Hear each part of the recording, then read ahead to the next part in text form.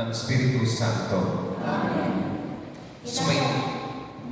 Sumainyo ang Panginoon.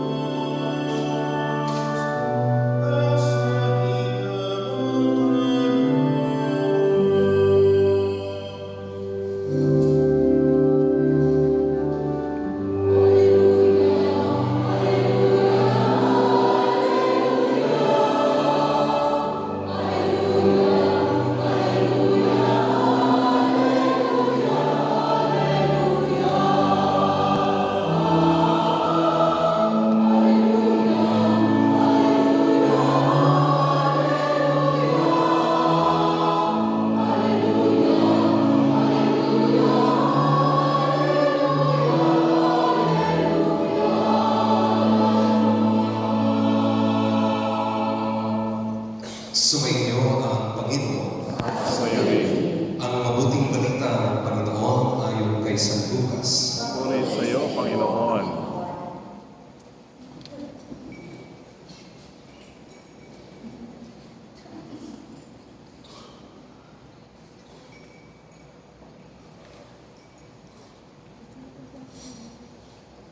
Dumating ang oras ng panganganak ni Elizabeth at nagluwal siya ng isang sanggol na lalaki. Nabalitaan ng kanyang mga kapitbahay at mga kamag-anak na siya'y pinagpala ng Panginoon at nakigalak sila sa kanya. Nang ikawalong araw, tumalo sila sa pagtutuli ng sanggol.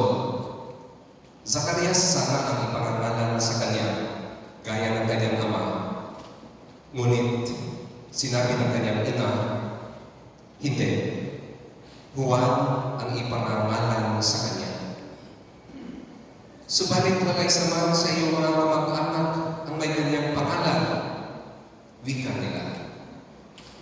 Kaya tinudyatan nila ang kanyang ama at itinanong kung ano ang ibig niyang itawag sa sanggol. Humingi siya ng susulatan at sumulat ng ganito, Juan ang kanyang pangalan. At namangha sila lahat, pagkakay nakapagsalita siya at nagpuri sa Diyos. Natakot ang lahat ng kanilang kapitbahay, ano pa maging usap-usapan sa buong kaburulan ng Judea ang mga bagay na ito.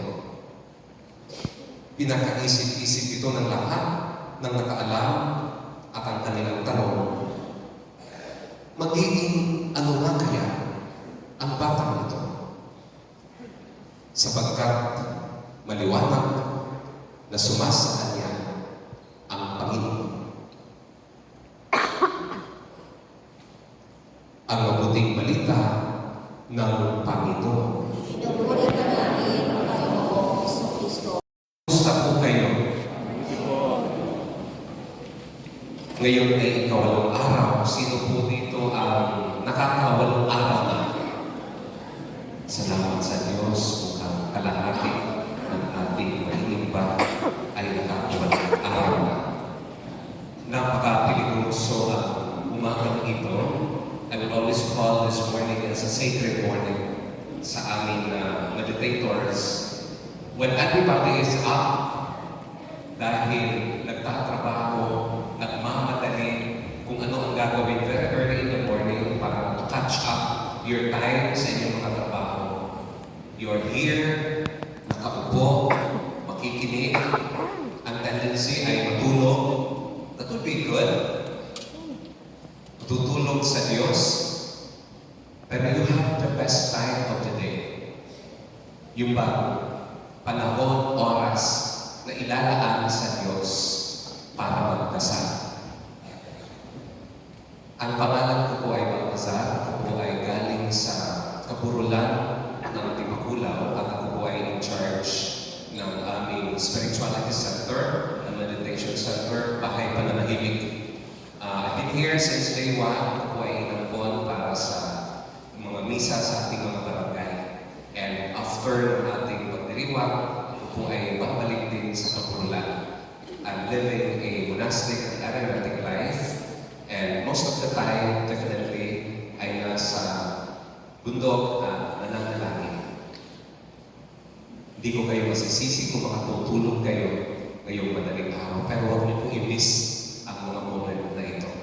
Palagay ko sa haba ng panahon, sa sunod-sunod na araw, napakadaming mga ginintuang karunungan ang naihatid, na iparinig sa inyo mula sa ating mga pagbasa, karanasan ng ating mga pangunahing tauhan sa ating mabuting balita na binigyan ng pagpapahayag, pagpapaliwanag ng ating mga kapatid na mga kaparian.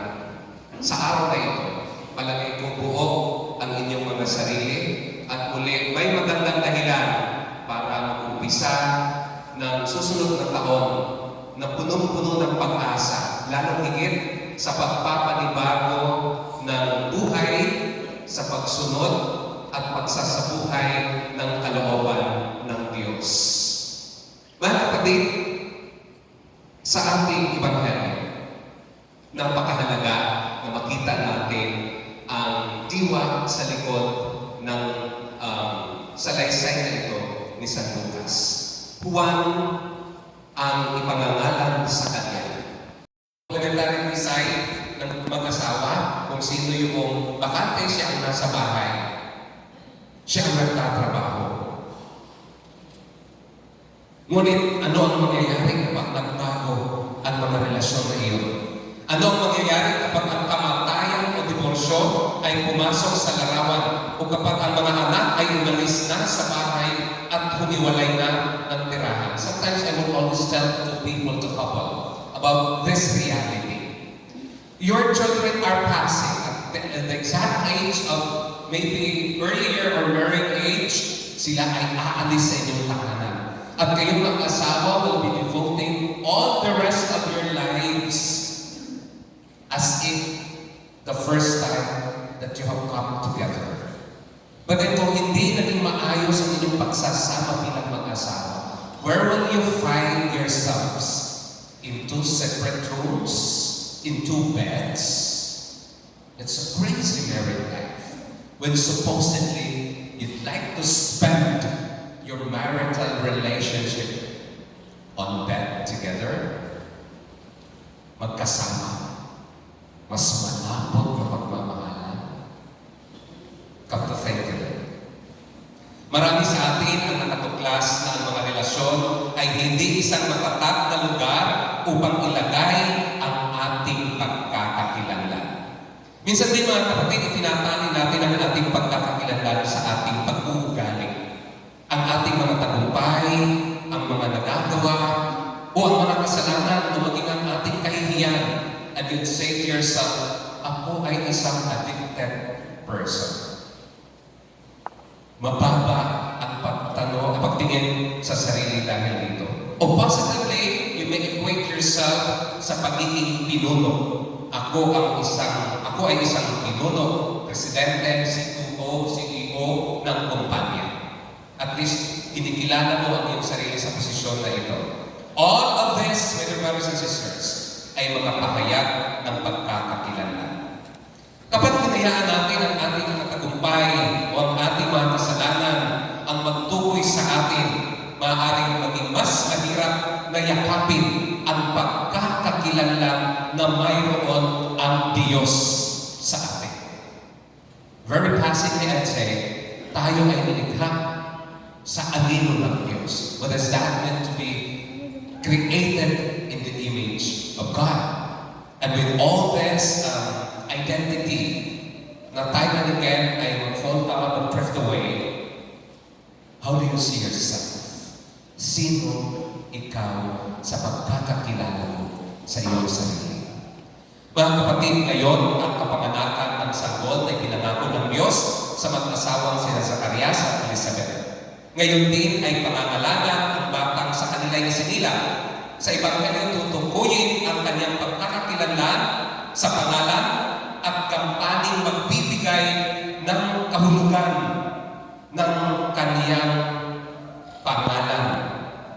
Kaya ang pagdiriwang natin ito ng kapistahan ng kapanganakan at pagpapangalan kay Juan ay kapistahan ng kagalakan at higit sa lahat, pagdiriwang ng kapistahan ng pagpapala at habag ng Diyos dala ng kanyang pagkakaloob ng isang natatanging at kikilalaning dakilang pagkakakilanlan ng isang tao. Dalawang puntos ng pagninilay ang ating ibabahagi. Una, halaga ng pagpapangalan at ikalawa, halaga ng kampaning ipinahahayag sa pangalan. So I'd like to check out sa inyong mga pangalan and ano yung nakakabit, no? Na layunin sa inyong mga pangalan. Alam nyo, I was so surprised when I was going for outside of the Philippines. During borders, doon sa, halimbawa sa immigration. Sa lahat ng mga tanong na pwedeng itanong sa akin ng immigration officer, palaging nag-fall doon sa, ano ang pangalan mo? Ano ang kahulugan ng pangalan mo? Hindi ko ito explore, kanya natutulala ako sa harap ng immigration officer. This happens sometimes in Israel, during a chaplaincy for pilgrimage. Ano ang pangalan mo? At ano ang kahulugan ng pangalan mo? Pagdating sa panahon ng pagkakating na magandang balita mula sa Diyos kina Zacarias at Elizabeth, sa kanilang pagkakaroon ng anak, sinabi ng anghel na Juan ang iparangalan sa kanya. Juan ang kanyang pangalan. Bakit Juan ang ipinangalan sa bata? Wala naman sa isa sa kanilang kamag-anakan ang merong ganitong pangalan. Ang tanong ng mga Marites at sa mga Marisol noong panahon ni Zacarias at ni Elizabeth. Ang Juan, mga kapatid, bilang pangalan ay binigyan pagpapakahulugan sa ganito. Ang Diyos ay mapagbigay o mapagbiyaya at mahabagin. Juan, mapagbigay o mapagbiyaya at mahabagin ang Diyos.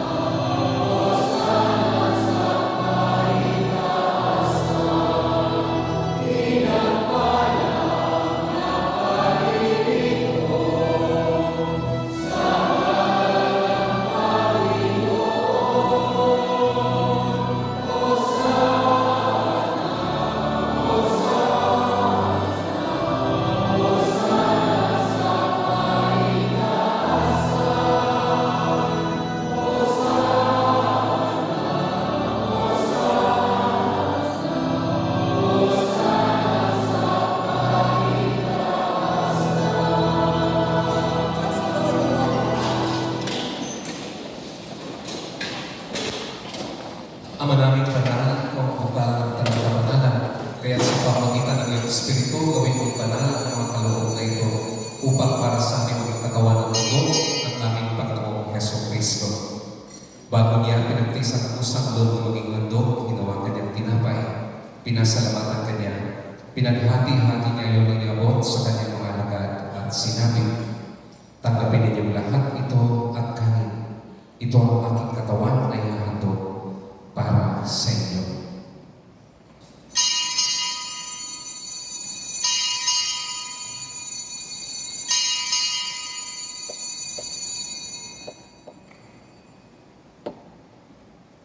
Gayon din naman matapos ang hukunan, ginawa kanyang kalis, muli kanyang pinasalamatan. Iniabot niya ang kalis sa kanyang mga alagad at sinabi, "Tanggapin ninyong lahat ito at inumin. Ito ang kalis ng aking dugo ng bago at walang hanggang tipan. Ang aking dugo na ibubuhos para sa inyo at para sa lahat sa ipagpapatawad ng mga kasalanan. Gawin ninyo ito sa pag-aalaala sa akin."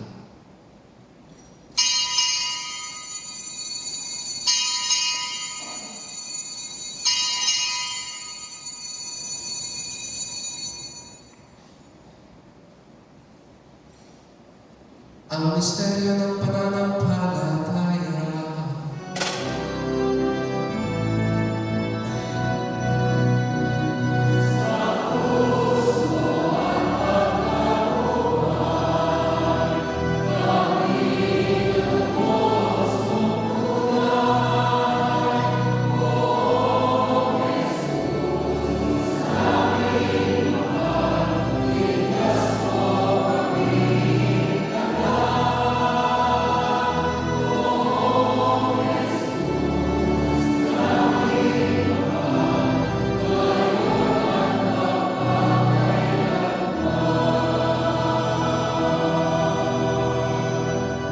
Ang mga ginagawa namin ngayon ang pag-aalaala sa pagkamatay at muling pagkabuhay ng iyong anak.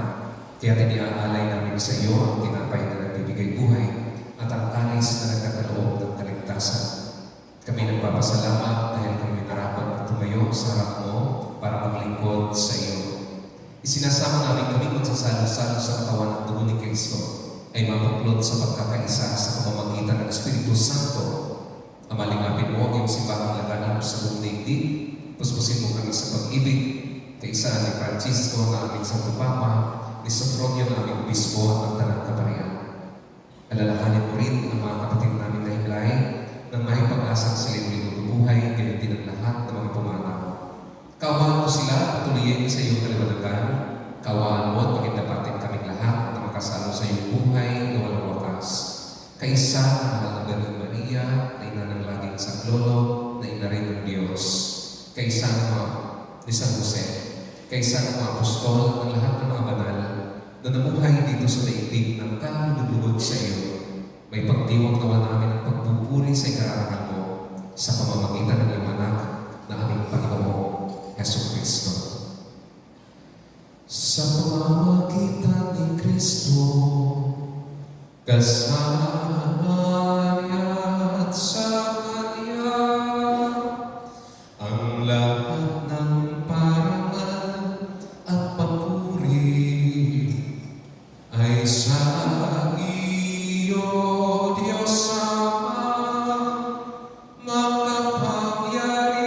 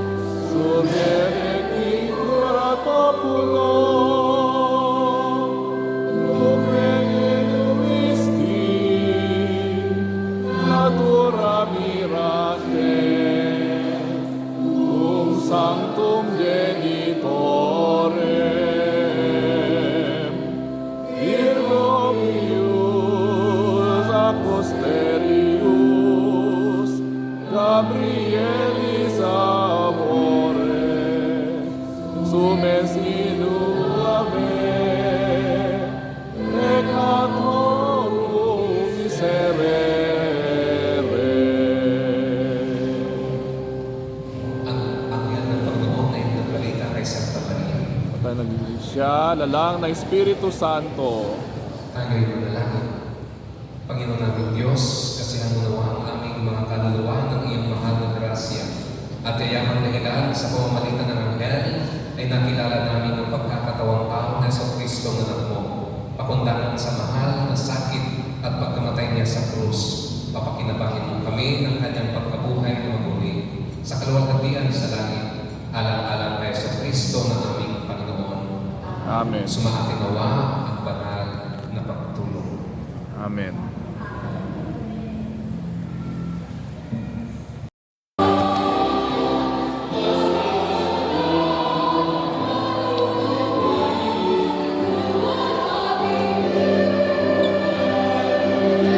Pa.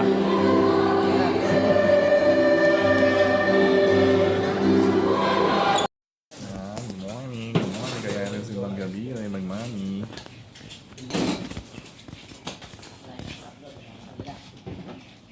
Wow, sarap. Napakainit ang mani. Dahil malamig ang panahon. Sarap-sarap ng mani.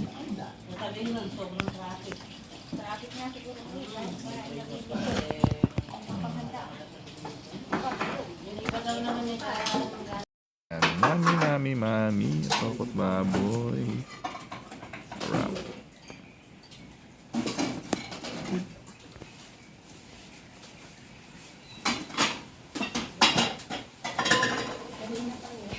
Hot mommy with egg special.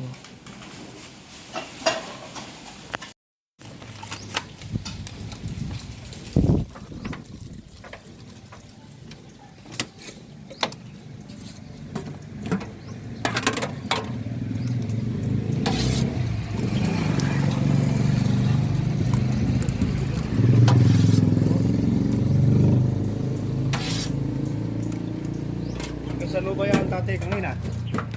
Puno? Puno Oo. yan. Yung marami na pala kayo nabenta. Nagtitinda ko sa Madero sa simbahan. Oo. Ano ba kayong bayan nun? Oo, so daming tao doon. Simbang gabi eh. Lahat ng tao naglabas sa lahat, pagbiminta ho. Ganyan lang natira ko. 20